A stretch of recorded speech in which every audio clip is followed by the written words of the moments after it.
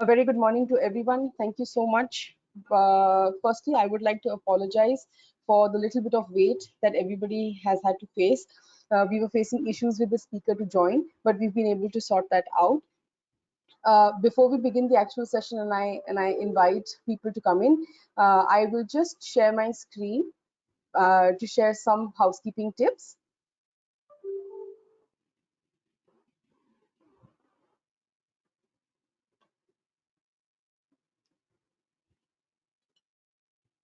My name is Disha. I am the marketing manager for Emerald Publishing, and I, with all my heart, welcome everybody who has joined us today.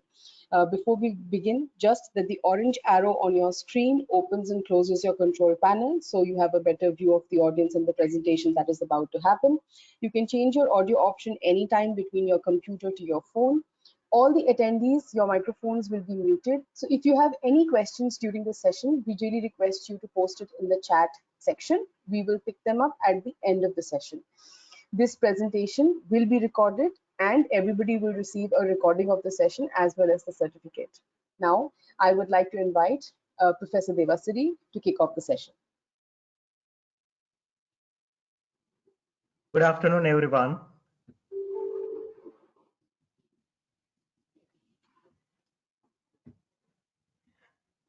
Professor Sudhir Rana, Vice Chancellor of the Sabaragamuwa University of Sri Lanka, Professor Atula Jnanapala, Dean of the Faculty of Management Studies of the Sabaragamuwa University of Sri Lanka, Professor Moon Haq, Dean, Faculty of Healthcare and Economics at Gulf Medical University, Professor M.S.M. Aslam, Chairman, Research and Publication Unit at the Faculty of Management Studies, Sabaragamuwa University of Sri Lanka, Professor Sudhir Rana, Associate Professor at the Gulf Medical University, Mr. Sundar Radhakrishnan, Vice President at Emerald Publishing, Ms. Sangeeta Menon, Publishing Relationship Manager at Emerald, Ms. Disha Lakhanpal, who is a coordinator of our program, Ms. Sanika Ratnasiri, coordinator of our research mentoring program, and Dr. Thilni Gamage, who is the chairman of the ICMR 2022. So I take it as a great pleasure and honor to introduce the Research Mentoring Program 2022.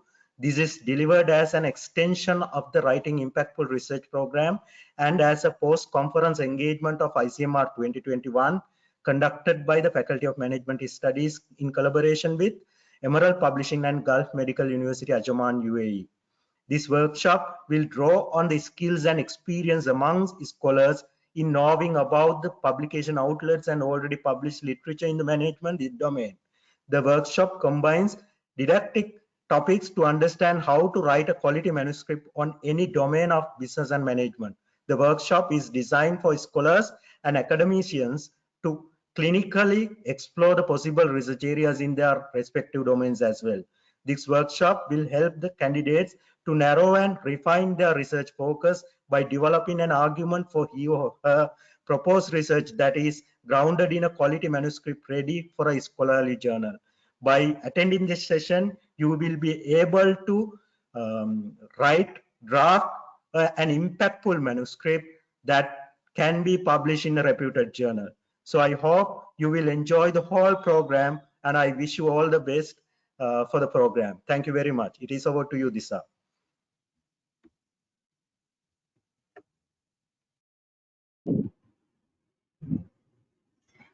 Thank you so much, sir. I now invite Professor M.S. Aslam, the chairman of the Research and Publication Unit, Faculty of Management Studies, Sabaragamuwa University of Sri Lanka, for the welcome speech.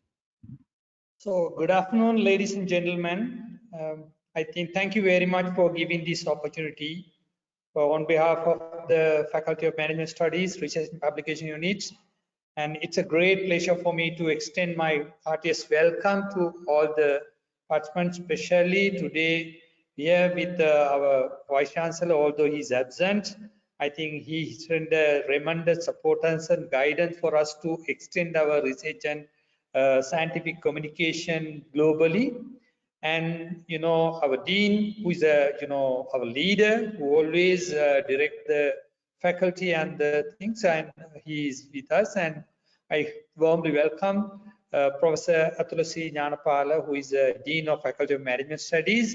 And I also like to welcome Professor Moon Haq from Gulf Medical University Dean, and Professor Devasari, who is a coordinator, and plus all our, emerald colleagues, Mr. Sundar Radhakrishnan and Madam Sangeeta and Madam Nidisha, and especially today's our speaker, Professor Sudhir Rana. And I warmly welcome all these, distinguished guests. And especially, I have to extend my welcome and thanks for participating today's more than 3,000 odd participants for this wonderful webinar. And because, that today everybody will be aware the science is inevitable for the world's sustainability. The science depends on the research and development. The research and development will generate the impactful journey of every human beings and every nation and the entire globe. So this is one of the most inevitable and most timely program what we have initiated to benefit the whole globe. So that is the reason today we have got participants from all over the world to benefit out of this wonderful program. So this is highly, well systematically organized program. Whoever participate from this program will be benefited for their own research and academic journey, as well as they will be able to contribute for the global sustainability through their relevant field. So therefore, I would like to thanks Emerald Publication, the publication, for giving this tremendous support and all the necessary facilities, coordination, everything. It's unbelievable. So it's like a very good global partner for us to extend our scientific communication to all over the world.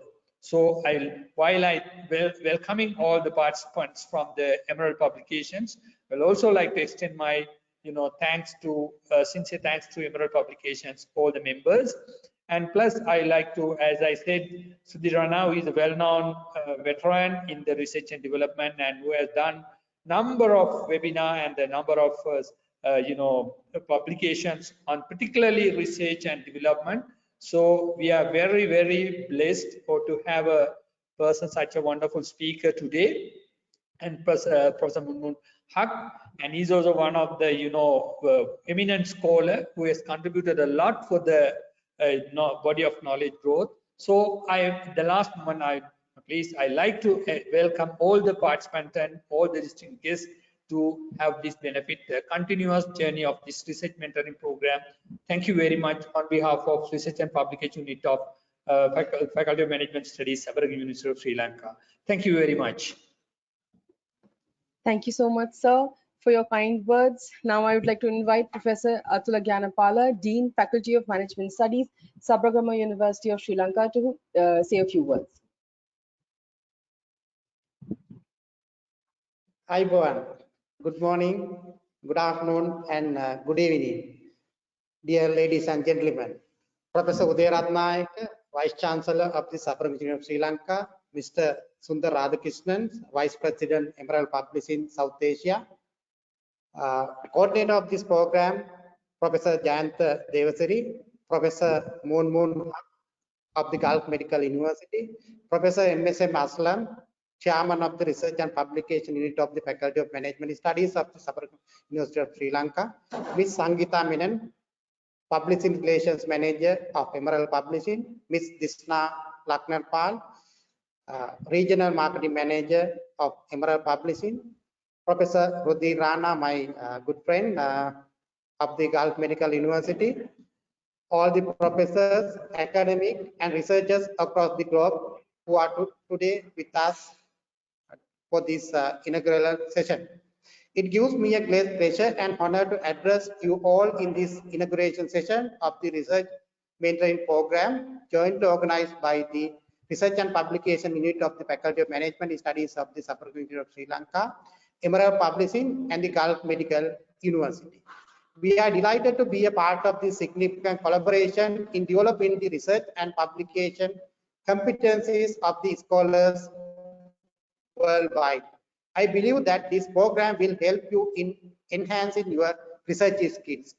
As academic institution, it is our primary responsibility to develop our academic and students' research and publication competencies, which will pave the way towards creating knowledge economy in the long run. This program was a part of the extensive global goal, and we are keen on developing different programs to strengthen the research and innovation in our region, especially in the South Asian region. I would like to welcome all the participants and the resource person this program, and I believe that you will gain the maximum benefit out of the program with the purpose of writing impactful research. Thank you very much. Wish you all to have a more interesting research program within coming few weeks time. Thank you very much. Thank you, sir. I would now like to invite Mr. Sudhir Rana, the Vice President of South Asia Emerald Publishing, to say a few words. Thank you, Disha. I, Buan, and a very warm welcome to all who have joined us today. It's my pleasure to share this platform with distinguished people like Professor Athulan Yanapala, Dean of FMS Sabaragamuwa University, Professor MSM Aslam, Chairperson, Research and Publication Unit, FMS Sabaragamuwa University, Professor Moon Haq, Dean, College of Healthcare and Management Economics, Gulf Medical University, UAE. Our guest speaker for today, Professor Sudhir Rana, Associate Professor, Gulf Medical University, and Emerald Brand Ambassador for South Asia. And the main force behind the research mentoring program, my good friend, Professor Jayanta Devasiri, from the Faculty of Management Studies, Sabaragamuwa University of Sri Lanka. Publishers are often considered to be part of the process that decides which article gets published. However, at Emerald, we have always looked at ways to support the researchers in ways that go beyond publishing an article. Being a responsible business is at the heart of everything for Emerald Publishing. We believe in taking responsibility and working collaboratively with our partners, communities, and colleagues to make a positive impact on local and global scale. What unites all of us here today is the desire to see better representation and recognition of researchers from emerging nations like us. It is therefore our pleasure to associate with the universities that are also aligned in supporting researchers with developing skills that lead to better research and therefore wider publishing opportunities. After the resounding success of last year's 16-part Writing Impactful Research series, where we had over 2,500 registrations from all over the world, we are pleased to associate ourselves with Sabaragamuwa University of Sri Lanka and the Gulf Medical University yet again this year. There are new topics and great lineup of speakers who are joining to share their knowledge and expertise this time as well. Moreover, the synergy of everyone coming together has been heartening. Research that has always been, research that has been the real world impact goes beyond citation counts and is about communities joining together to find solutions that result in positive change. We appreciate it is not always easy for academics and researchers to see the impact of their work. Whether it is the future of research assessment, open access, or finding new ways to make research be more accessible and discoverable, we at Emerald strive to be part of this positive change. We hope that this series helps all devise new contributions and original manuscripts that lead to impactful research getting published. The research mentoring program, developed after months of planning and coordination, is commendable. We really appreciate that despite the current situation in Sri Lanka, the team at Sabaragamuwa University of Sri Lanka is conducting this program with the same enthusiasm and rigor as always. I wish the organizers all the very best for a smooth running of eternal successful series. I'm sure the audience members will have some great takeaways after each session, and we at Emerald Publishing look forward to being part of this wonderful journey. My thanks to the organizers for inviting me to this and share my thoughts with this August gathering. Hi, Buan. Thank you very much. Thank you so much. Now I'd like to invite Professor Moon Haq to say a few words.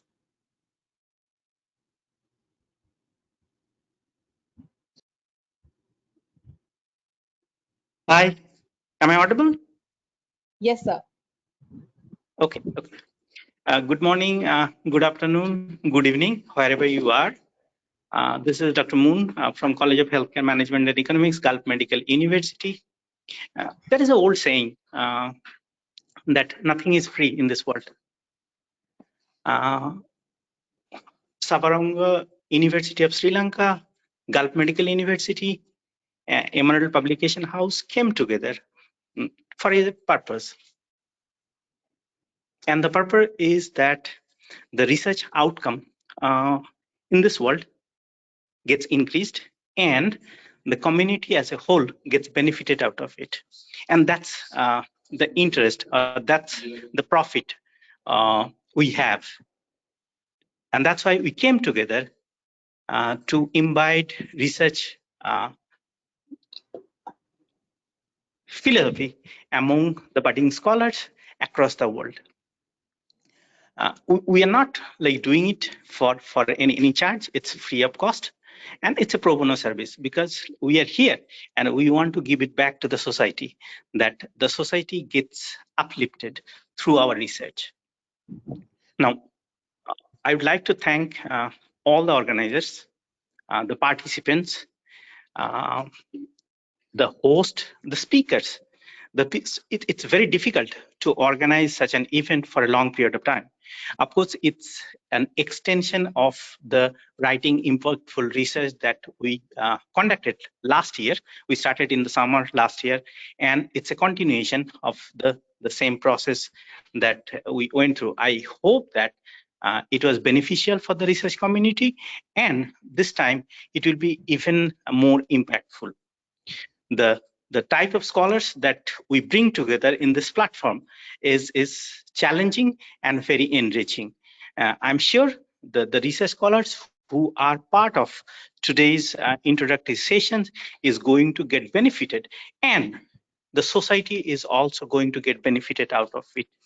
I'd like to thank one more time Emerald Publications, Sabaragamuwa University of Sri Lanka, and Gulf Medical University for coming together. And I would like to congratulate all the members who are actively worked behind the doors to make it a successful event. I look forward to everyone's participations and commitment that we are going to bring something good for the society, and the society gets benefited out of it. Thank you so much. I look forward to all of your participations. Thank you so much, sir. I would like to now invite Mrs. Ratnasiri to introduce today's speaker so that we can kick off the session.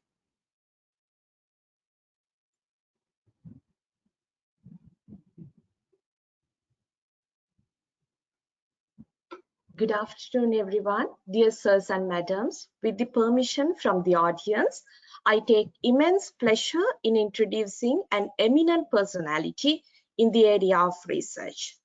Dr. Sudhir Rana is a marketing faculty at the College of Healthcare Management and Economics at Gulf Medical University, United Arab Emirates.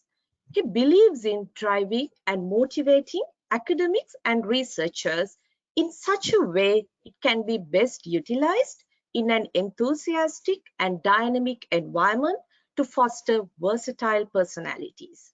He is an MBA and PhD with MHRD scholarship from the Government of India and a postdoctorate from Putra Business School, University of Putra, Malaysia.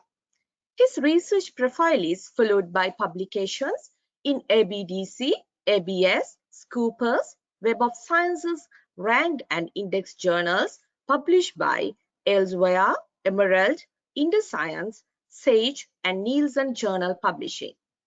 Dr. Rana is a versatile academician.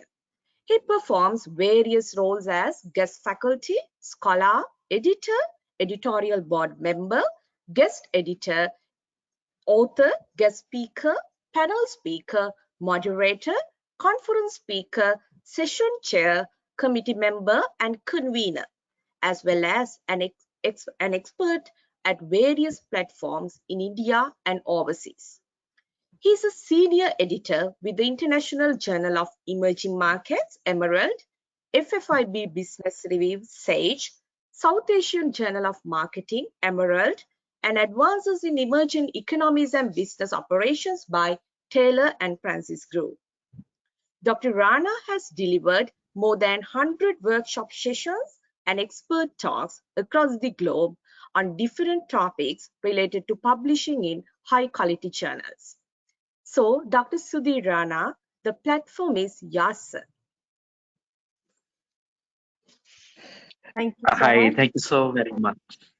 And uh, uh, Ms. Sangeeta, may I request if you can please share my presentation? Yes, 1 second. I'm just making her the presenter. Hello, everyone. And I'm very pleased that I'm starting the series of what we decided last year. And very glad to be amongst all of you once again.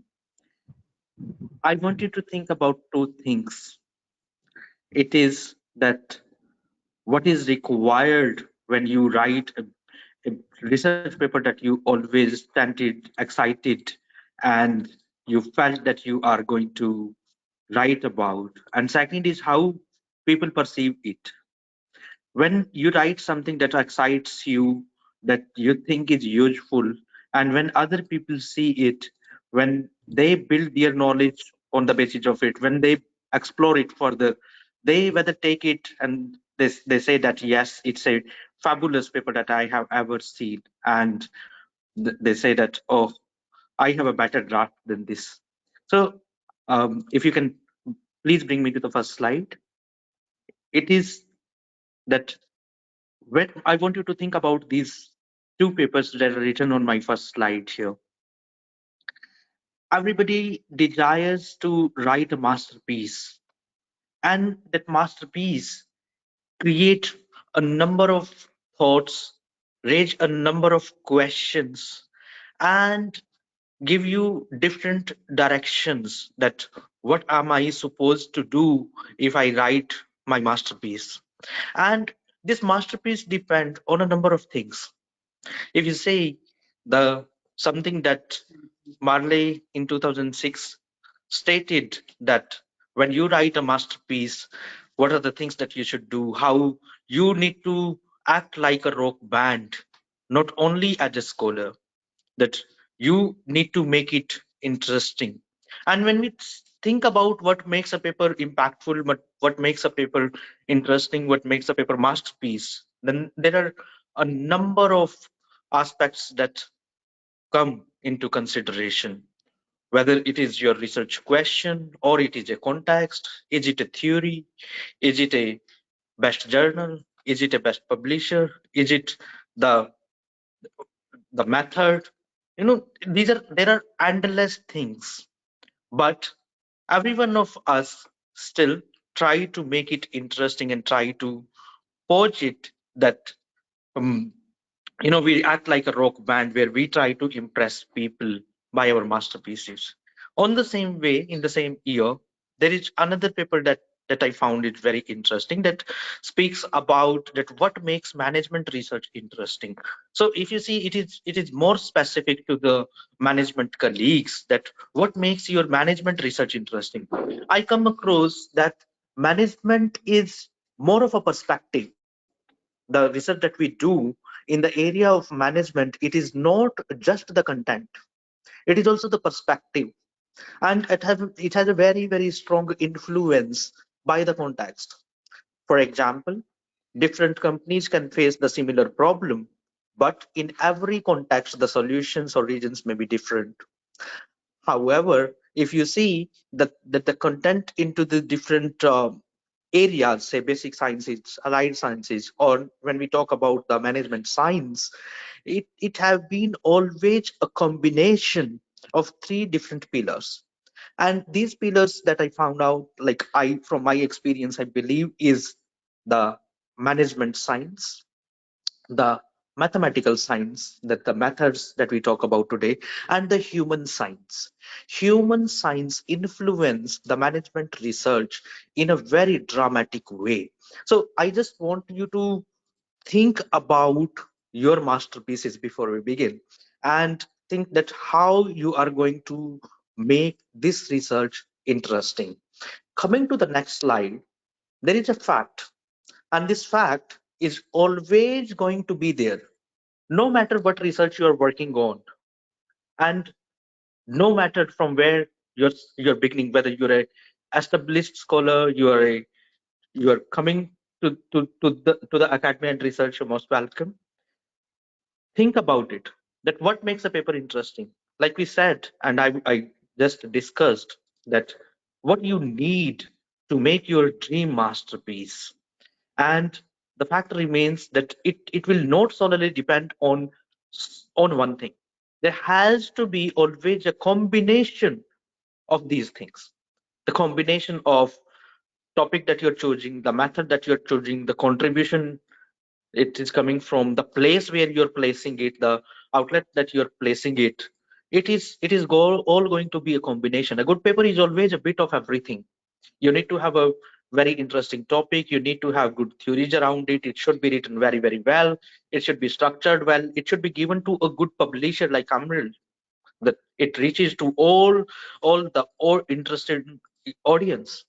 So a good paper is a bit of everything, that we cannot deny the fact. But the another fact is that learning never stops. You need to be participative in the debates. You need to learn the new things. You need to understand the upcoming things, and you need to be a part of this community debate. So before I apply it to myself, that before I actually portray myself as a researcher, I'm a scholar, and every time the scholars the beauty of a scholar's life is that you tend to learn more, so you keep on learning so that you be a part of it. Now if you ask me that how do I begin and how do I start, what should I do, then this my presentation is specifically going to be that how you're going to start your journey and how do you maintain the uh, the research priorities, as well as your research questions. How do you identify gaps? So I'm going to talk about two things very, very specifically: research questions and research gaps. And literature review plays a very central role to it. If I may ask, request to go on to the next slide, please. Yeah, next slide. It is, if you see, there is a combination between the research gaps, literature review, and research questions. Now, scholars always think that I have a beautiful research gap. I know that that gap exists. That gap have not been explored earlier. Should I go back and check the literature whether that gap exists into the literature or not? I have certain questions, and these questions can be linked to the gap or not. Do I still need to do literature review? There are many fundamental questions that got raised. And if you see, there are abundant of literature available. There are, if you see in the Scopus, there are approximately 3,000 journals. If if you see ABDC list, there are approximately 3,000 journals. If you see the ABS list, there are close to 2,000 journals. Only management stream that I'm talking about. So when there is so much of literature available, then it is very difficult to choose that what you are going to read, what you're going to leave, and how your research questions, your research gaps are going to be linked to the rest of literature. And it is very crucial job to identify the research questions and research gaps from the literature review, because somebody have done a paper which have been their expertise, and not necessarily that those research questions and gaps have been highlighted in a very simplified way. I can understand for the budding scholars, it is very difficult to identify the research questions and research gaps sometime from the storyline of the papers. And even though if you will read the paper a couple of times, then you'll be able to understand that which specific gaps the paper is talking about. But here I would like to highlight, and I like to suggest to my colleagues, that there is always a combination that things in a paper are interlinked. They do not play a role in the silo. However, their style, their positioning, their structure play an individual role in making every section of the paper impressive. But at the same time, everything need to be linked. if I have shortage of literature on a topic, then how I'm going to position my research gaps and research questions or the entire paper. If I have very interesting research gaps, but no literature available, or there is a abundant of literature available, ocean of literature available, then if I have specific questions, I have general questions, what should I do? And how do I build the combination of methods, contributions, implications together in that paper? Where do I need to strengthen and what exactly I need to microscope while I'm preparing this paper is very, very, very important. So coming to the next slide, there are some very interesting questions that we think to during this journey. And like I stated, that one of the basic question remains is what should I read and how do I take the best utilization of what I read? Not only this, the story do not end here. I would like to always highlight as a scholar the importance of the literature review that I'm doing or importance of the research that I'm doing. I'm always excited to bring out the advancement and contribution through my own research, because there are different people have different objectives. And to achieve these objectives, we always think about that my contribution should get kudos from my community people. And in doing this, there are number of things that we do. Here I would like to suggest you something. It is that always think that whom you are writing for, and once you're clear that whom you're writing for, you will be able to plan your paper in that way. Coming to the next slide, something which is very important to learn from the literature review is that you need to explore the gaps and you need to fill the gaps. Now, we will discuss during the presentation that how you're going to explore the gaps and how you're going to fill the gap.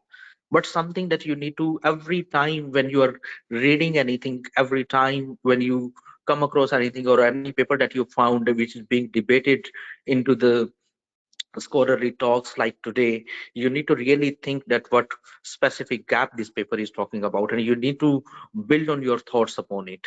So one is that.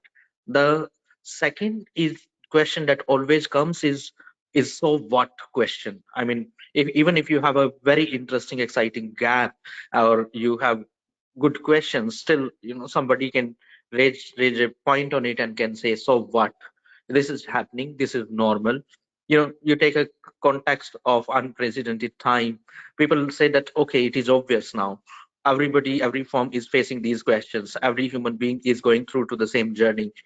There are different so what questions can come from different perspectives, or there can be more deeper questions as well. Not only this, that there will be just so what questions, there can be even more perspectives that no, it is not good, it is not worth exploring.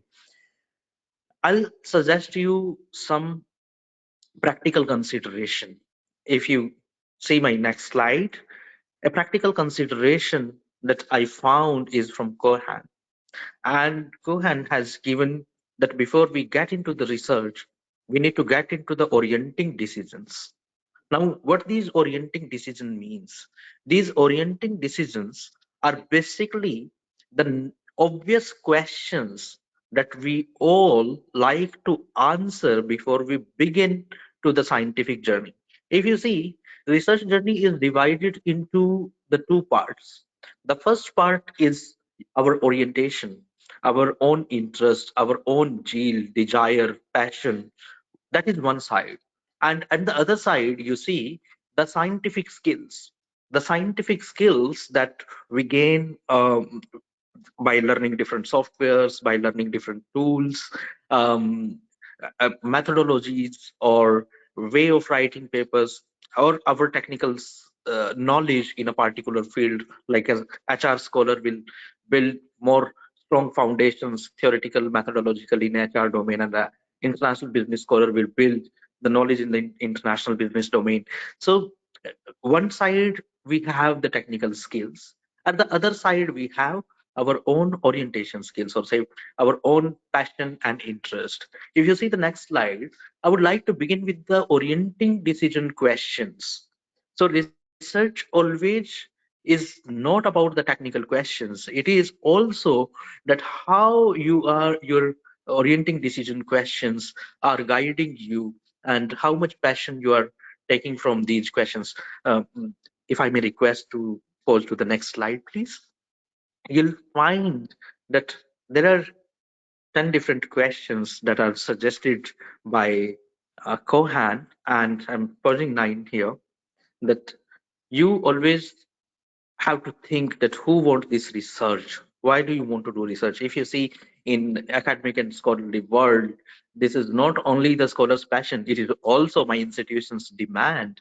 If I'll not produce the research, I'll not be able to balance my academic profile in the desired directions. And think that who will receive the research. And oftenly when I discuss it with my close friends and my scholars, they say that it is for the community, it is for the readers, it is for the um, industry practitioners who are going to use it. But if I may ask you a very simple question, it will reach to these people when your research will pass through the gatekeepers. If your research will not pass through the gatekeepers, the editors and the reviewers, it will not get to the desired place. Also, you need to think that what powers the recipient have of this research. And you think, they have a power to make you modify the research, give you the suggestions and comments that before taking your paper, these are the things that we are going to do. The time scales, how long your research is going to stay. Your research is going to stay, the research that you are writing, is it very, very timely and going to stay for only for a year, 2 years, 3 years, 5 years? What will be the importance of this research from now to 10 years, 15 years, 20 years, or maybe long? So think about the time scale of your research, the purpose of your research. Sometimes it happens that if the purpose or passion is your own, then it is going to be you are going to have definitely sleepless nights. And if you're just doing it for the sake of doing it and because of the regulatory institution purposes, or something that you just want to do for the sake of doing, might be that you'll have a different aspect. But see, purpose is very important. What is your purpose of doing research? What are the questions that you're raising?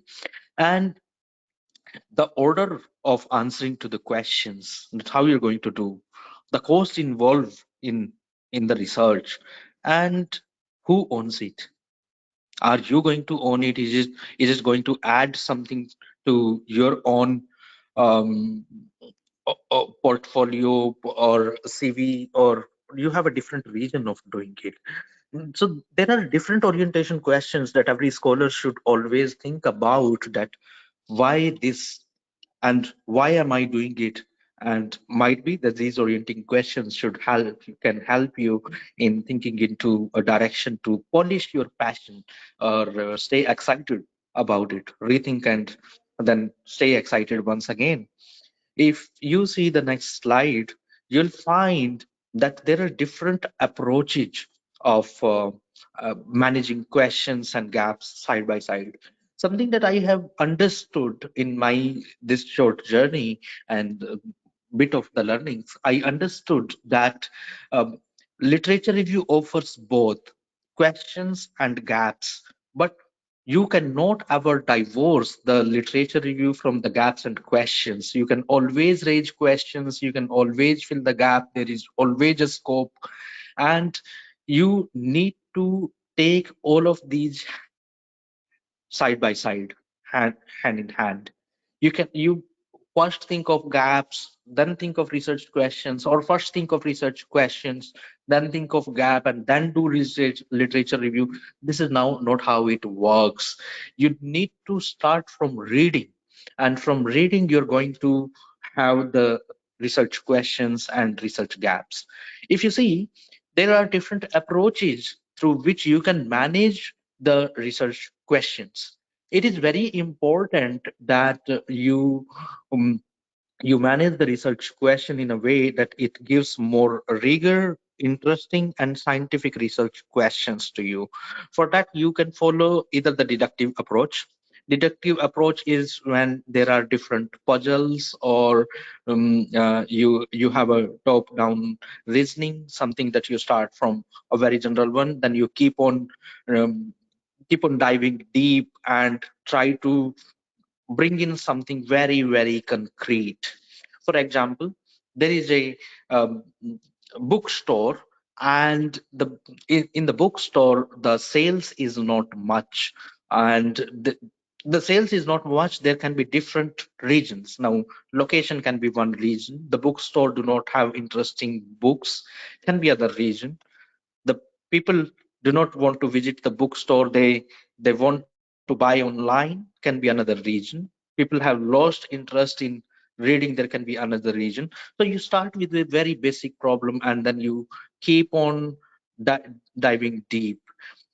So you follow the inductive approach from where you start with a very, very, very specific region. So in the deductive, you start with a top-down approach. You have a very general thing, and then you dive deep.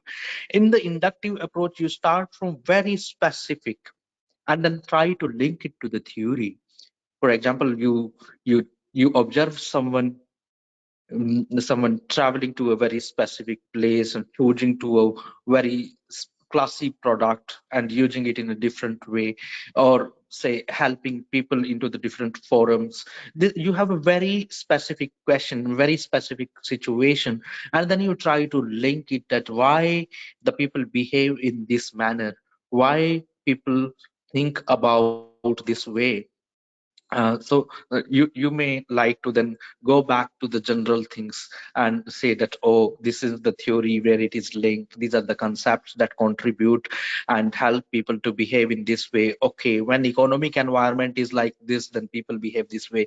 Or when there is a crisis, companies act this way. These are you are moving from a very specific thing to a general concepts and theories. That can be the inductive way. You also have abductive ways, where you see that something came to you like a surprise, something came to you all of a sudden, and then it raises questions to you.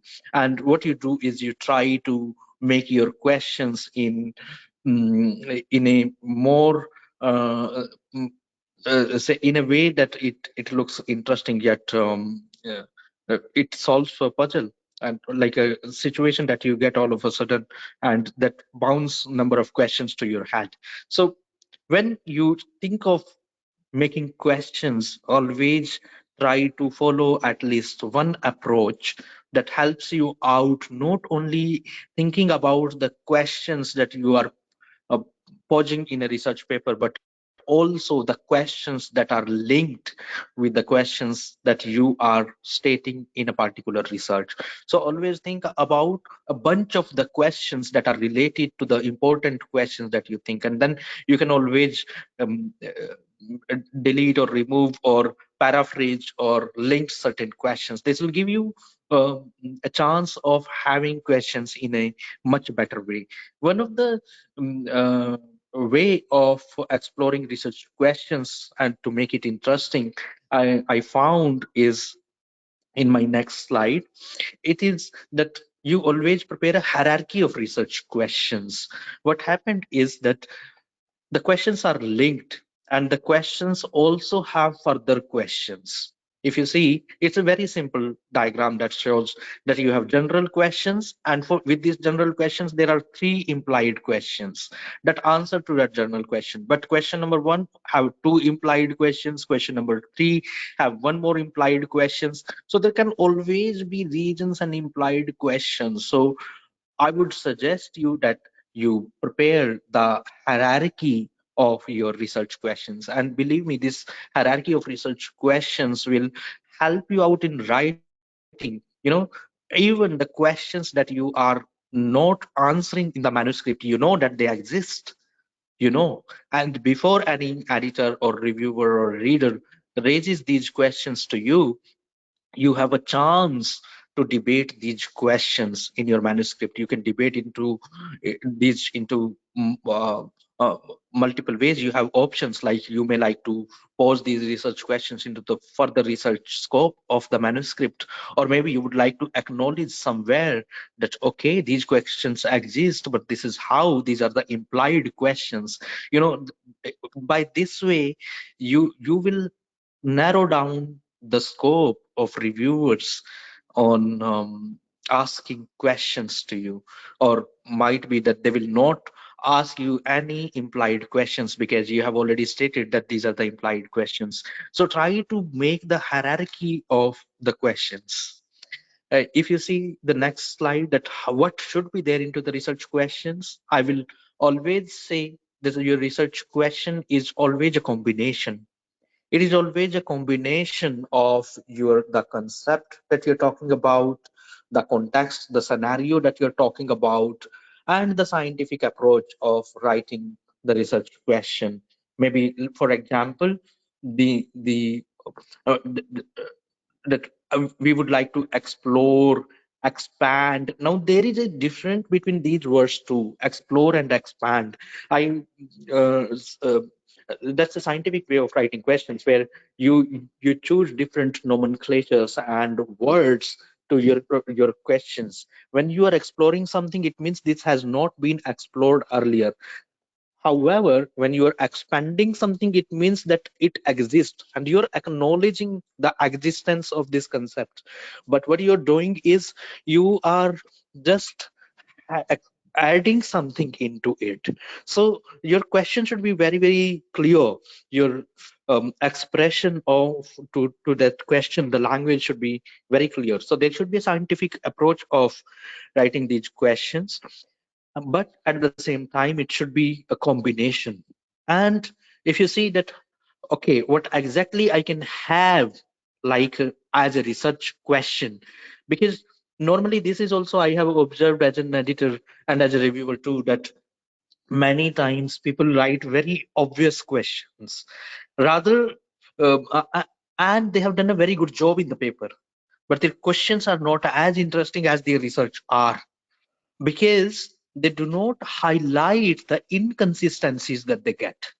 Do not refrain yourself in highlighting the inconsistencies. It's something something is not done so well and you have explored it, then you have done a good job. Then make it as your research question. Say that the question of this the question is to explore the inconsistency. The question is to about to solve the puzzle. The it is to bring the evidences. It is to prove something. So your research question can be like that, and your research question can very significantly contribute to the debates that are ongoing. So you always think about the language of your research question. Now, if you talk about the research gaps, then I would like to suggest something to you, which is in the next slide. It is that you need to always think that what gap are you talking about? Do you really know the gap? And how do you come to know the gap? We come to know the gap by the experience. We come to know the gap when we talk to different area colleagues. We also come to know the gap when you read, you review. So there are the chances of getting research gaps, and these research gaps can be known to you. The second is, if you do not know, what do you do? How do you explore the gap? There is always a backward and forward reading. There, you should start with your favorite research papers, and from your favorite research papers, maybe in your domain 1, 2, 3 that you get, then you always see their forward debate. Forward debate is when you'll see that where this paper is cited, and who are the authors who are citing it, in which context they are citing it, um, what way they are citing it. Are they appraising it, criticizing it, supporting it, or what they're talking about it? And might be that you'll get some interesting arguments when you're doing a forward reading related to this paper. And you can also follow the backward reading. Backward reading is go back, check what are the references given in that paper and how this paper is built on those papers. What is the link? So that link is the gap. If you'll be able to understand the link between the paper that you're talking about or you have shortlisted, the link between the forward papers that are citing, and especially the most closely related paper, and the backward paper that this paper has cited and referenced from. So if you are able to bridge the link both the sides, then it means you have understood the gap, and now you know the gap, and there may be other gaps that you can found between the previous studies that are cited in that paper and the forward studies that have not cited these references, or that have not taken those arguments. So it simply means that you got a gap. Other is that you can talk to an expert, and an expert can suggest you in that particular area that yes, these are the gaps that exist. Other idea can be that many times editors speak in some of the forums, they speak that these are some of the debates going on in the journal, and I'm particularly looking for these kind of papers. Now, another very interesting idea can be that you read the special issues, call for the special issues. It might be that you may not have a paper to contribute, but special issue call always talks about the interesting papers or say relevant papers in that particular area. So what you can do is you read that special issue call carefully, see the studies that are referred, see the call made on which kind of themes and why, how it is written by the special issue editors, that why it is important to explore this issue or why it is special. You'll come to know about the speciality of that theme in today's world. So read the special issues, read the call for special issues like a research paper, and think about this. So that will also help you in knowing the gaps. Might be that you do not have any research that you're submitting today, but you can keep that gap in mind. Similarly, read the special issue editorials. Editorials are one of the best and short um, drafts that editors write. They use their experience. They also summarize the papers that they include in their journal. So in a way, the editorial is a summary of three things: the research papers that they are publishing, the experience that they have gained through by handling their journal, the editorial experience, and then third is their own scholarly experience related to the concept. So many times the editors guide the perspective scholarly community that these are the different areas on which further research can be explored, and they also quote some different papers there. So read editorials as well. If you do not know the gap, I'm sure that these tips will help you in exploring the gap. But one thing you should understand, and you must, that no area is completely unexplored. I'm hopeful that you can see it in my slide. What I'm saying is, do not always flaunt in your research and your research paper that hey, I am the winner. I'm the only one who is doing it for the first time. Nothing have been done on it. It simply means that you have been failed on linking this concept to the most allied concepts. So you need to do a better job on linking your concept to the other allied or related concepts or context. So you need to do a more deeper investigation.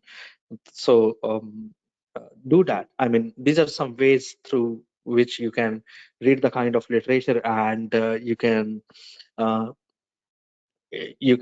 bring out some interesting gaps for your research. In the next slide, I would like to give you an advice when you're doing it. that it is going to be that literature, by reading and by reviewing the literature, you are going to get very interesting research questions and very interesting research gaps. But the question here is that having an interesting research question and research gap is not enough. You need to give more time to yourself, because it is your job to present them interestingly. You have understood it, you have your objective. We talked about the orienting question, so you have your objective, you know these better. So you have the responsibility to show that these questions are interesting, these gaps are relevant to be explored. You have the responsibility, so you need to highlight the responsibility. Let me highlight some of the common points in my next slide, that what you can do around the storyline when you're highlighting the research gaps. When you're highlighting the research gaps, you need to talk about in your storyline that what novelty is presenting in the review. When you're conducting the literature review, I have found that authors very often present a very bulky literature review, and it is like 2 pages, 3 pages, written very straightly, and there are no organization of the paragraphs. Many times the arguments are also contradicting, and randomly when you pick up any paragraph, you understand that the citations are just provided for the sake of citations.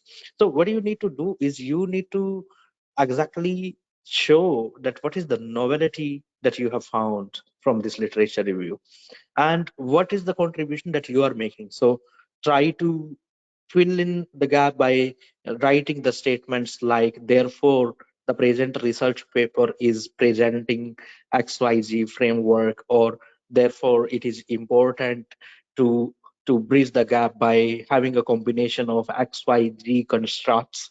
So try to build a story with your own contribution and the novelty.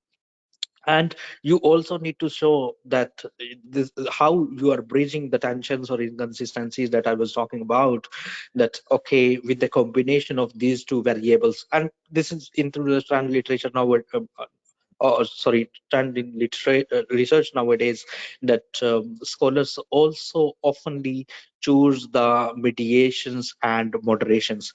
And many times when I go back to them and I ask that, okay, why this only as a moderator? Because there can be 3 other moderators, so why this? And they do not have a answer, a very concrete or scientific answer. Or when I ask that, okay, there can be a combination of hypothesis this way to that way, I mean, you can have X on Y instead of Y on X.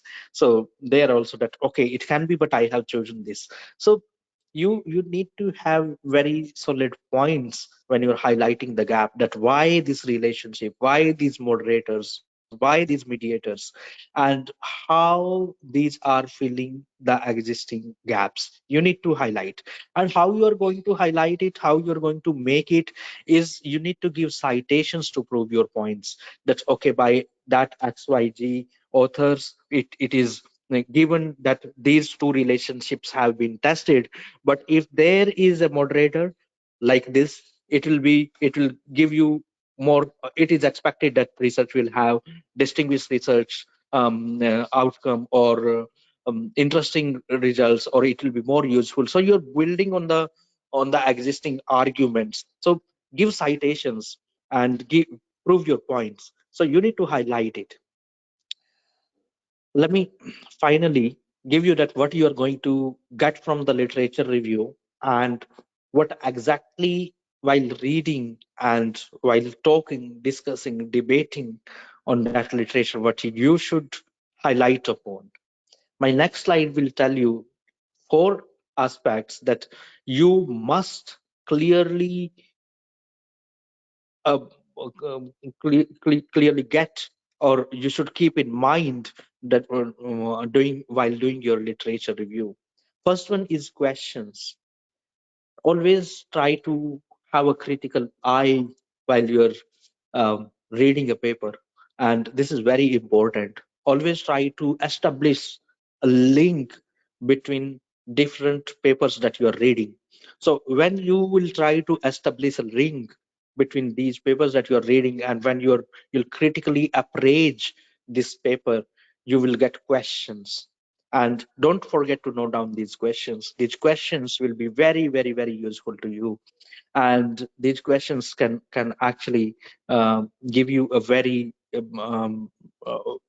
interesting paper. So try to establish the link between different papers that you're reading, and then try to critically appraise the papers. This is what I suggest. Other than that, your literature review must be able to guide you about the variables that you're going to choose. So there has to be a very clear link between the variable and construct that you're choosing. You'll be able to identify the prepositions and hypotheses from that literature. You are choosing something. Let me tell you something very, very interesting here, that it is not that you are choosing something because you want to choose it. You are choosing something because literature is giving you a scope of choosing it.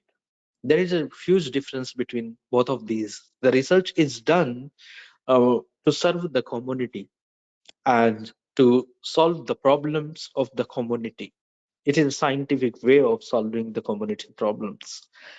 Now, when you say that it is interesting to solve, or this is what the other experts are asking that we should solve, or we should hypothesize about, or we should propose to solve, then it should come from those experts. Therefore, there has to be a very strong connection link between the literature review and your research questions, proposition, constructs, and hypotheses.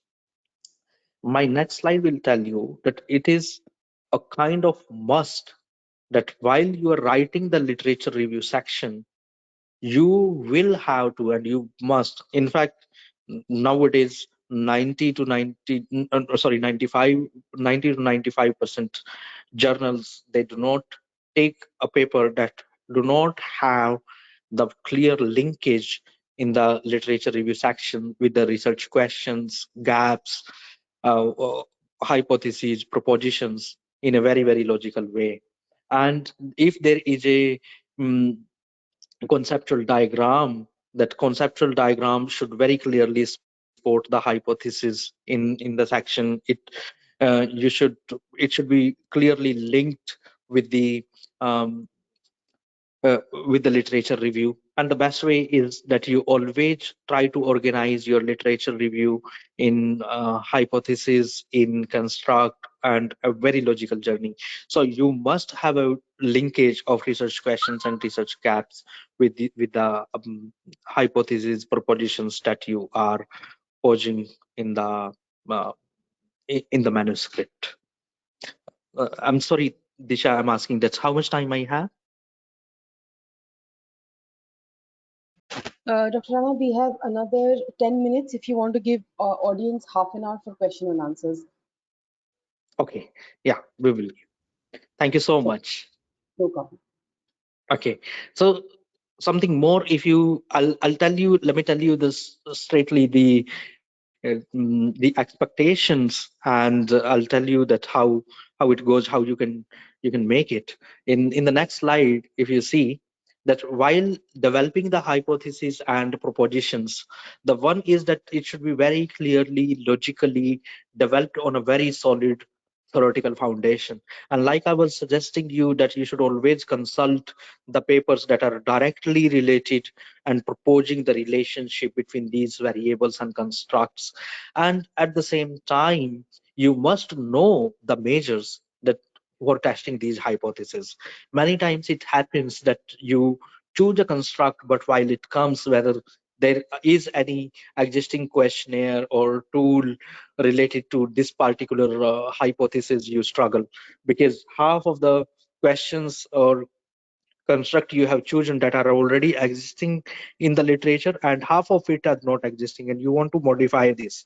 So you always struggle in that situation that whether to opt for a standardized tool or you should have your own customized tool.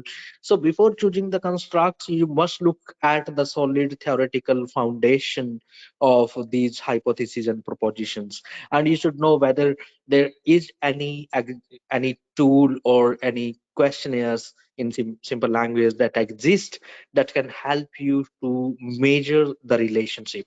And you can also consult or take different standardized tools available in the literature. You can always propose a combination of these and then take it forward. But in case if there are not and you are proposing it for the first time, you'll have to choose your method accordingly, because there is a separate way of developing the new scale and the new tool. Because many times it is also, I'm just highlighting so that you come to know that these are some mistakes that we do many times, that a scholar pose that we have taken two from the existing literature and two constructs we have developed on ourselves. And then when I asked that have you followed the process of developing new scales, they say that, oh, was that had I need to. So you will have to follow the different process of making a new scale in case majority of your constructs are not coming from the existing literature and you are establishing a new scale. So the process remains different. Therefore you must, before you choose them, think about it and see that whether there are any existing scales available or not available. And not only this, the scale development papers can give you a very good idea, because while developing the scales, they also suggest that how these scales can be used, in which situation the scales can be used, in which kind of questions, or sorry, in which kind of problems and situations and uh, scenario these scales can be used. So also have a habit of reading scale development paper. Let me highlight in my next slide some of the common pitfalls that you should avoid, that you should not do at all. You should not present a very lengthy literature review section. And uh, I have been suggesting you that instead of choosing the lengthy literature review section, you please organize it in a way that it gives a journey, like how with the development of time or with the passage of time, this concept, this theory, or these relationship have been stronger. So you can divide the literature review decade wise, that from, say for example, 1990 to 2000, 2000 to 2010, 2010 to 20, and then 20 onwards. Or you can have organize it variable wise. If you're using a combination or relationship of different constructs, then put two constructs together and then pose the hypothesis of the question. And or you can also position it question wise, that question number one, this is the related literature. Question number two, this is the related literature. Question number three, this is the related literature, and so on. The only thing that please do not do is that one or two pages of literature review without dividing in any section. So uh, always divide it into the section. You should always draw the hypothesis from the literature review. Like I was saying into one of the previous slides, that you need to develop a clear linkage between the hypothesis and the conceptual diagram with literature review.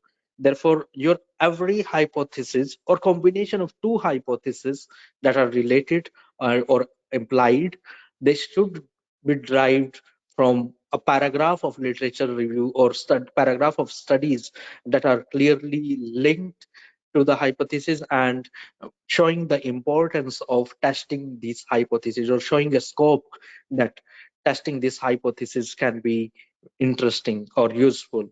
So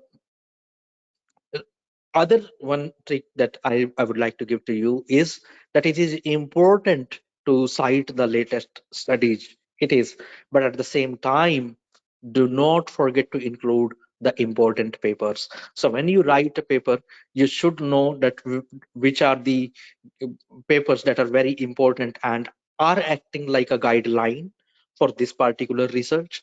Do not forget to highlight those or read those in your literature review. Something more that you should actually not do is a cross citation.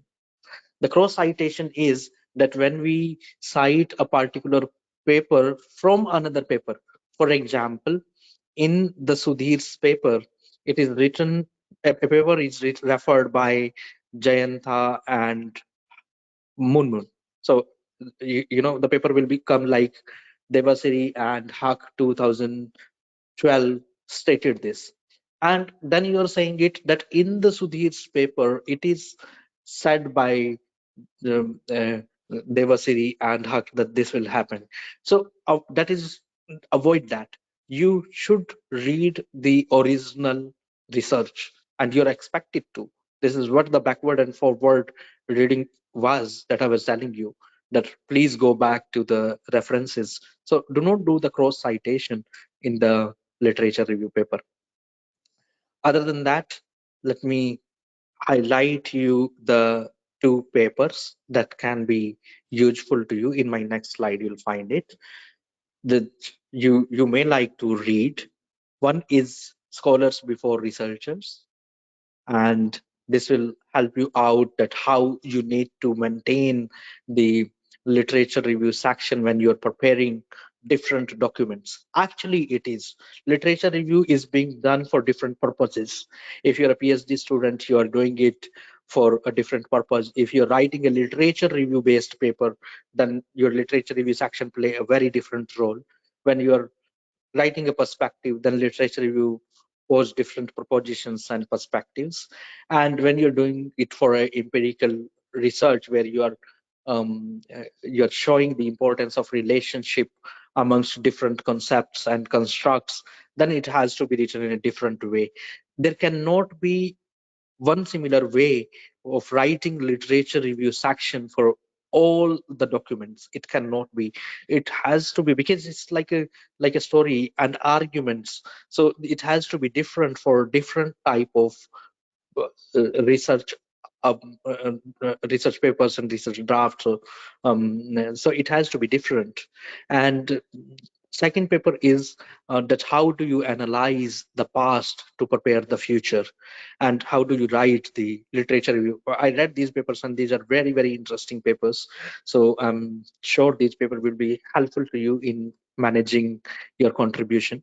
And with this, I would also like to share an exciting news. If you see the next slide, that there is one other contribution coming in on the same line, where myself and my colleagues, we are highlighting that how do you bring the power framework of conducting literature review for the different purposes, how it should be maintained.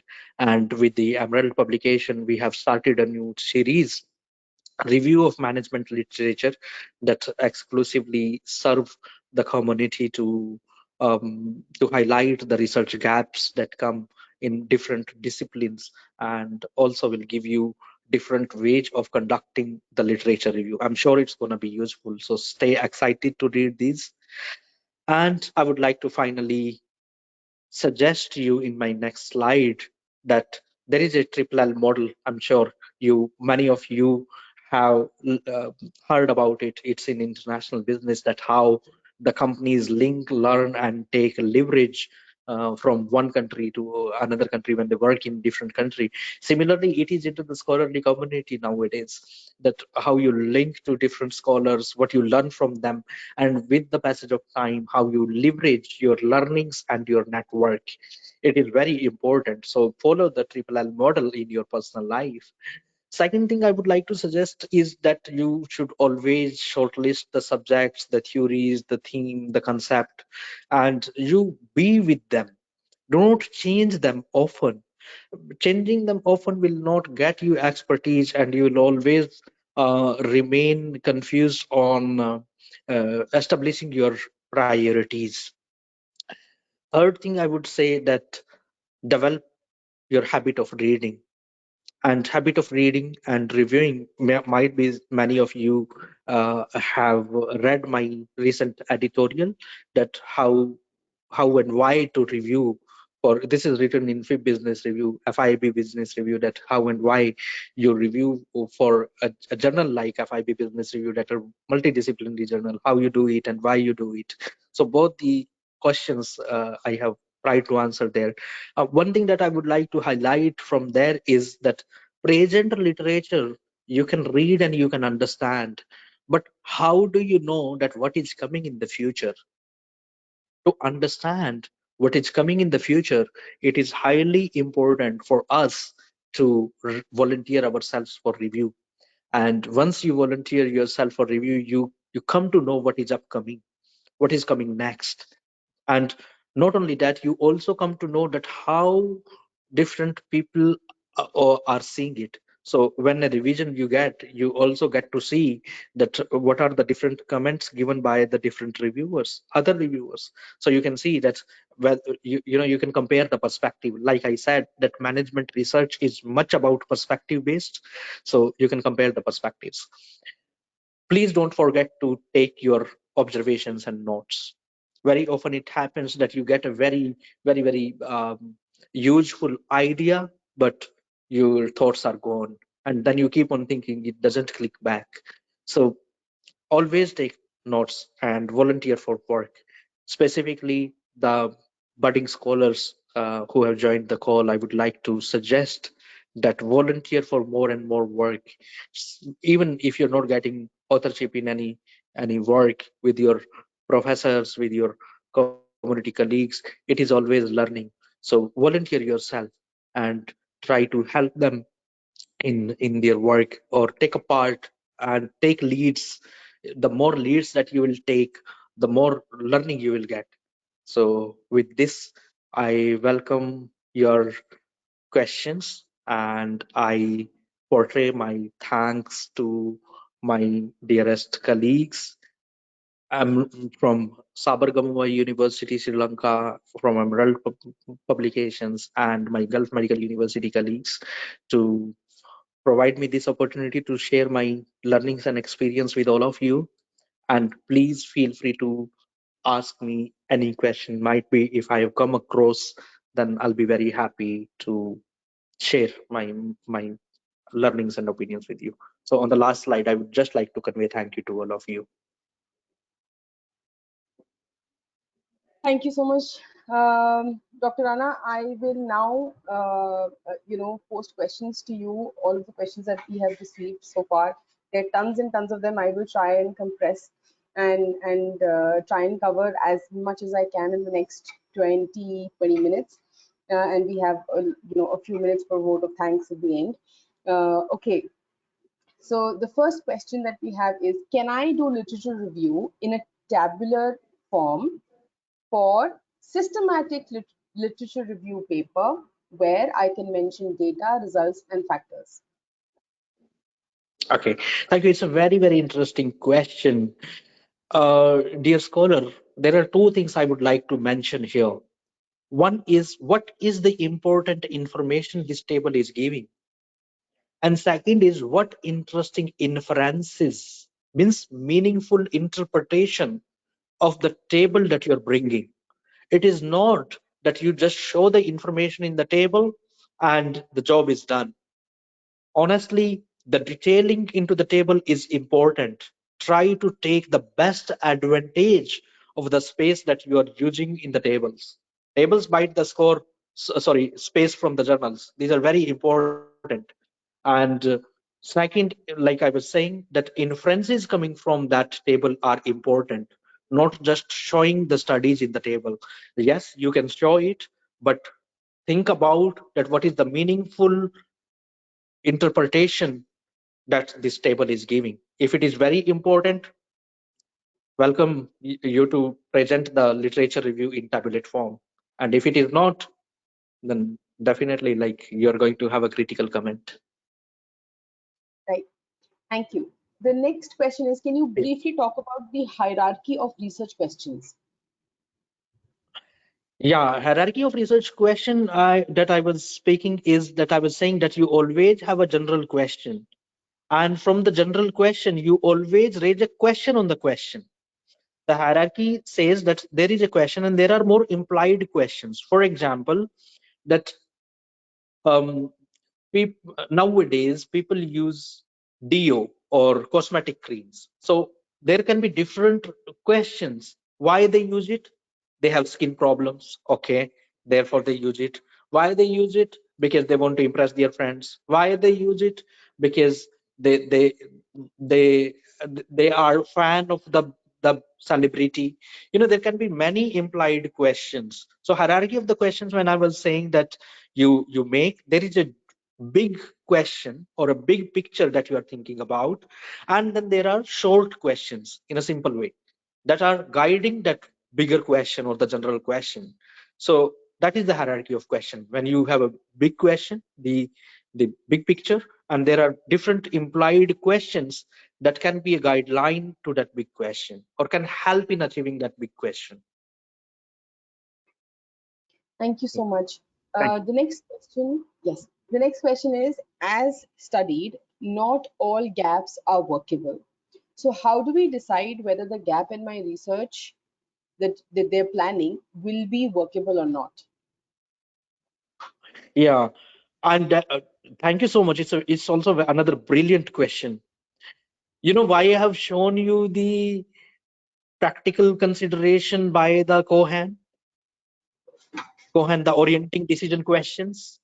The orienting decision questions will help you out that why are you choosing these two gaps and not others?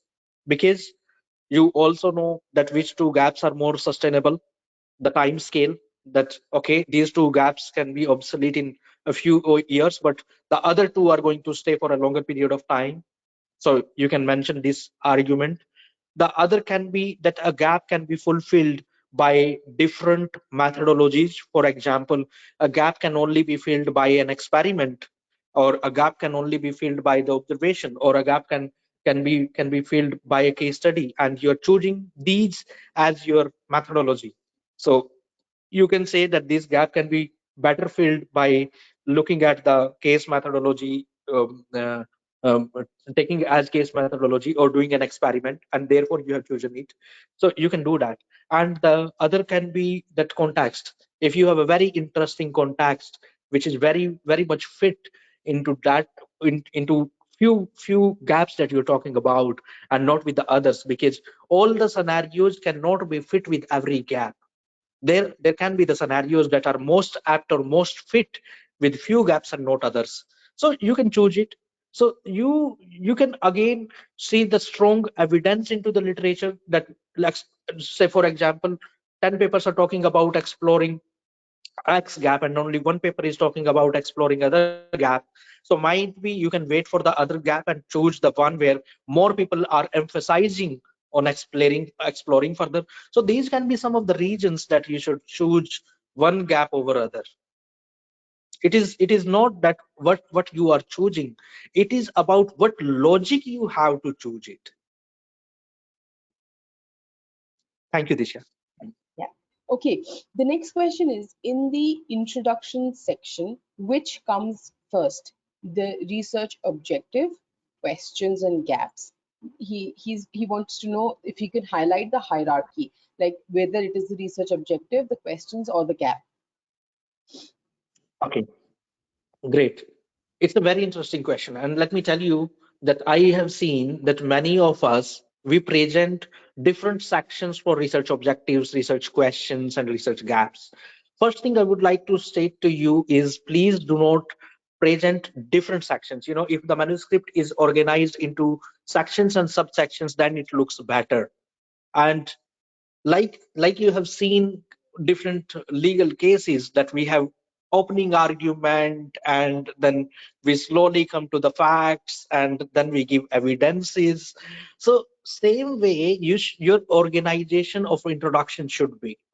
You should give an open paragraph. In open paragraph you show that how it is going to be useful, why it is logical, and then come to the facts, give the facts. And when you are introducing the fact, then introduce the objectives. So it should be in the storyline of the introduction. And when you are consulting the other papers into the introduction, then you should talk about the research gap. Normally, what we do is we do not provide gaps in the introduction. We talk about the objectives in the introduction, and gaps we talk about in the literature review. Means we just give a line or two about the gaps. That is very, very important. If I have a very classy gap, then we talk about in the introduction. Otherwise, we take the gap into the literature review and we talk objectives in the introduction. So you may like to follow the pattern which is more evident into the scientific community, that talk your objectives in the introduction and with the facts, and then give the evidences in the literature review, and then talk about research gaps. I really hope that I have answered his question. I mean, gaps to be taken in the literature review and objectives to be taken in the introduction. Right. Now, the next question is very similar, but they say, what is the difference between research objective and research questions in a research paper? Okay, research question is something that you may know, you may not know, and you may have a yes, you may not have a yes. You know, at the end, you may even end having no answer to it. So that's a research question. Research question is you do not know the answer. You're raising a question. You may have an answer, you may not have an answer. Because when you started the research, you did not have an answer. And if you have not manipulated the results, you still may not have the answer. But research objectives need to be achieved. If you have an objective of doing it, it should be accomplished. If this is not accomplished, it means research is not complete. So if you fundamentally ask me, then this is what I understand. Your objective should be achieved. However, your questions may not be achieved. Thank you. The next Thank you, question, Disha. I'm not sure. Yes, the next question, I'm not sure if we can answer without knowing what the topic is, or how things are, but I'll still give it to you in case we're able to help this person. It says, I'm attempting to write a literature review paper. I have done bibliometric review and systematic review and put forth what is already known very clearly. Now, the issue that she's facing is, I'm finding it difficult to write future directions, or what is to be known is a very difficult part. So she's doesn't know how to be creative in writing, for the scientific writing that is available. She's asking if how can she overcome this problem. Okay, when is that? I will suggest that there are different videos. In fact, we did a seminar last time where I talked about literature review papers specifically, because writing literature review is a different method. So maybe you can see those videos and you can get more. But I'm sure, like I said today, that you must know that how you are linking these papers together. What are the kind of linkage that you got while you are reading the papers? So I'm sure you have done the literature review, systematic review specifically. So you must have read all these papers carefully. When you have read these papers, see what is the kind of linkage you are able to establish. And then see that what linkage you found that have not been explored. Simple. So that will become your future research direction, that okay, these 3 linkage or 4 linkage or 5 linkages were possible, but these 3 are, say, 5 linkages were possible, 3 have already been explored. So 2 that are left will become your future research direction. Simple. So you see what is the linkage that you found, and what is the linkage that you probably think of. Right. So Thank you so much. the linkage that you probably think of will become again your future research direction. Right. We have Dr. Rana. We have about one person who has written like 5 questions on systematic literature review. I will try and ask you, all together. But the first question Please. is, should there be a research gap for systematic literature review? That's one. And what would be the reason of undertaking systematic literature review? Is it gap and then systematic literature review, or systematic literature review and then gaps? Okay, I have understood. Now, let me pose you different suggestions here. One is please read to a few systematic literature review papers.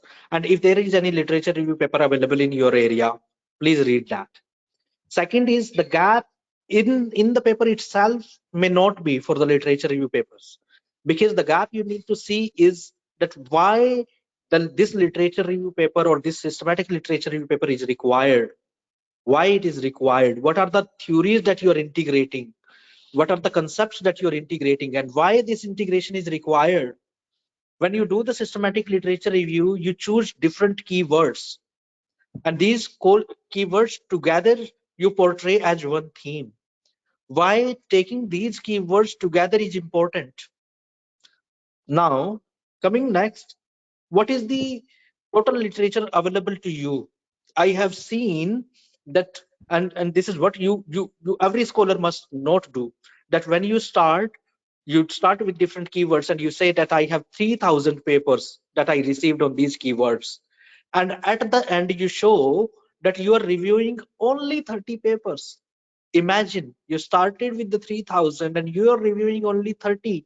It simply means either you have not taken the keywords very carefully, or your inclusion exclusion criteria is not scientific, there is a gap. So I mean, refrain having such a hierarchy. I would rather say that whether you should have a gap first and then you should write a literature review, systematic literature review, or you should write a systematic literature review and then highlight the gap. You are going to highlight the future research agenda. The objective of writing systematic literature review, or per se any literature review paper, is to show the gaps as a future research agenda. Do you think that the review that you have done, you have found enough research gaps to be portrayed as a future research agenda? If yes, you must write this as a systematic literature review. If you have not found enough gaps, and gaps are already being covered, and you are not able to find the linkage, and you are not, the literature review papers are already written in that area, then better not to write another literature review in the same area. And this is what the best I can answer. Just adding one little question to this. Is systematic literature review a deductive approach? Will it lead to inductive, deductive, or abductive approach to the research questions? Okay, there are different authors that, or say different scholars who work on systematic literature review and literature review methods that have different views. And view is that if you look at the funnel that people make nowadays due to Prisma, in Prisma, it is a deductive approach. They say that you start with a very with a broad question and then you come. But if you see the integration of different keywords, it's an inductive approach. That's why you need to integrate different concepts and different keywords with different theory. For example, like motivational theory in HR, or and you use it for the consumer behavior, that motivation theory in the marketing. So you are introducing something, you are integrating two different concepts or theory from a different domain in a different domain. So you are going into the inductive approach. You're introducing something, including something, not actually deducting something. So it depends on what you're reviewing. You can have all the three approach also in the systematic literature review. You can have the literature review to solve the puzzles, because when there are different theories and the different theories are used in different directions. For example, take the most popular theory, RBT, resource based theory, which is being used into operations, which is being used into marketing, which is being used into strategic management, because it came from the strategy. So you can also review that how this theory is being used by different domain scholars for what purposes, and what surprise or what puzzle you solve out of this review by reading these papers. So you can use all the three approaches to in your systematic literature review as well. Thank you, Disha. Thank you. Now, another question is, I'll combine two questions. It says, how many words should a literature review section have? And also, how many papers, number of articles should be reviewed in order to write a systematic literature review? Okay, let me take the second question first. It is Right. definitely not about the numbers. It is about what is important to be included. What something that you have shown in your inclusion and exclusion criteria, that you're showing that I am included, I am not included, that everything should be, go according to that. So it is not that how many numbers should be there, it is about what is important. But something, let me tell you, that when you come with very insufficient numbers or very low numbers, say for example, you have only 20 papers, you have only 25 papers, 30 or 35 papers, you do not have sufficient literature to be reviewed. So it simply shows whether it is not important to be reviewed, there is not enough literature, or people are not interested in exploring these, so there is less consumers or less readers of this particular area, or there is a problem with your inclusion criteria, that you have not generalized your topic, you're being too narrow, too specific. So generalization become an issue. I would say that anything, if you personally ask me, though there is not a number, but anything below 50 do not make a meaning for systematic literature review. But it is always about, I'm not giving you a number, it is always about what is important to be included. Thank you so much. I think we will take just last two questions. We have so many. I'm sorry we are not able to take all of them, but the last two questions are, how to write literature review for a chemistry of chemistry in thesis, and can I add a paragraph from one of my articles in my thesis? Well, it totally depends on your institution whether they consider the self-plagiarism or not, number one. In my opinion, you can add, because we do not even have, in some institution, we do not even follow a accreditation system. Our scholars just publish the paper and that becomes the accreditation. So in my opinion, you should be allowed to use your own work in your dissertation if it is related to your PhD topic, of course. And if when you're asking that how you should write it, if you have looked at the two readings that I have suggested. In the first reading by Bott and Bile, 2005, this talks about the scholars before researchers, and it talks about the centrality of the dissertation literature review. It specifically talks about, and I knew that I'm going to have a couple of PhD students, therefore I took that paper, and you may like to read it. It was there in my slides, and I'm repeating it up again. It is like Bott and Bile, 2005, and the title states scholars before researchers on the centrally of dissertation literature review in research preparation, educational researchers, volume 34, issue 6, so 3 to 15. So is the page number. So you can read this paper. This is going to be very, very helpful to you. Thank you. Thank you so much. Thank you so much, Dr. Rana, for your time today, for giving a fabulous presentation. It has been lovely. I would like to invite Ms. Sangeeta Menon, the Publishing Relationship Manager of Member Publishing, to give a vote of thanks. I can see Professor Devasari is also here.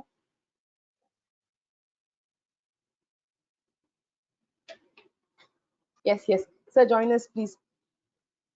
Okay, for if you want to say a few words, and then maybe Sangeeta can close and do the vote of thanks. So thank you very much, Professor Sudhir, for your wonderful, insightful and fruitful session. So we enjoyed the session. Thank you very much, everyone, for joining today's session. So this is the first session we have conducted under 8-week mentoring program. So there were some issues I can see, sending emails stating that you cannot join and so on. So please log into your email and check your email. So there is a process of joining through the email. So that's about it. And we would love to see you in future remaining 7 programs. So we are covering the entire process of writing impactful research, how to write a impactful manuscript. So thank you very much. It is over to you, Sangeeta. Thank you so much, Professor Devasiri. Ayubhavan and good afternoon, everyone. I'm Sangeeta Menon, the Publishing Relationship Manager for Emerald Publishing, and I thank you, Professor Jayanta Devasiri and the Sabaragamuwa University of Sri Lanka for the opportunity to present the vote of thanks to our distinguished speakers today. On behalf of all organizing committee and audience members, I would like to offer sincere thanks and gratitude to Professor Aslam, Chairman, Research and Publication Unit, FMS Sabaragamuwa University of Sri Lanka, Professor Atula Nyanapala, Dean, Faculty of Management Studies, Sabaragamuwa University of Sri Lanka, Mr. Sundar Radhakrishnan, Vice President, South Asia Emerald Publishing, and Professor Moon Haq, Dean, College of Healthcare Management and Economics, Gulf Medical University, UAE, for taking time out of their busy schedules to grace us with their presence at the inauguration of this much awaited research mentoring program. On behalf of the organizers and academic partners and the audience members, I would like to thank our guest speaker for the day, Dr. Sudhir Rana, for his insightful session on literature review, where we got to learn how to identify research gaps in a study, how to formulate the research questions for the study, and developed an understanding on how to write the literature section of a manuscript. Dr. Rana, I'm sure our audience members have benefited from your session and have a greater clarity on the topic you have presented.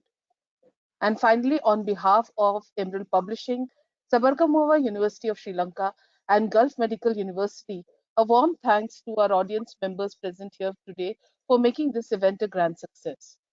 Your presence is what encourages us to continue with our endeavor to organize programs like the Research Mentoring Program. We look forward to seeing you all again on 8th September for the session on handy tips on writing the introduction of your research with Professor Amila Jayaratne. Thank you and goodbye. Thank you so much to my colleagues on the Emerald side, specifically when I was into this turbulent situation. So nice of you, the way you both have handled it beautifully. So nice of you. And thank you so much to my colleagues from both the institutions and from Emerald side. And I invite scholars, you can write me your research questions on my LinkedIn, or maybe if you find email, you can email to me. I'm open to answer as much as I can.